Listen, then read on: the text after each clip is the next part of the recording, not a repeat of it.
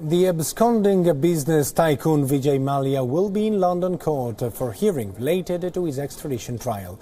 India's Minister of State for Home, Kiren Rijiju, is in London too for talks with the UK on possible extradition and to understand the immigration issue.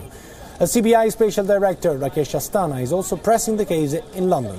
It is expected to be one of the final hearings in the case to determine the admissibility of some of the evidence presented by the Indian government. Just last week, a court in Delhi declared Vijay Mallya to be a proclaimed offender for evading summons in a FARA violation case.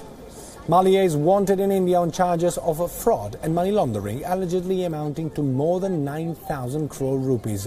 After the ruling on evidence, the judge is expected to set a timetable for closing arguments and the verdict on whether Mallya can be extradited to India to face the law.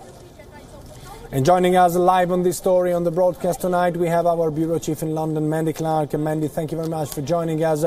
So we're nearing the end of this phase of the process. We have prominent Indian figures in the UK talking with the government, trying to understand if the extradition is possible. What more from the court?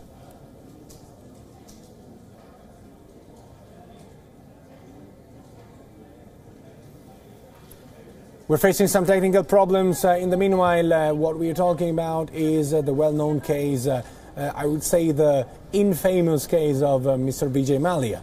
He is currently in London. He is undertaking trial. The phase of trial is deciding in all the fresh evidence introduced by the Indian government will be allowed or not. And then the judge will have to discuss dates of possible sentence to understand if, remember, because this is what is on the table, if an extradition process will actually be possible or not.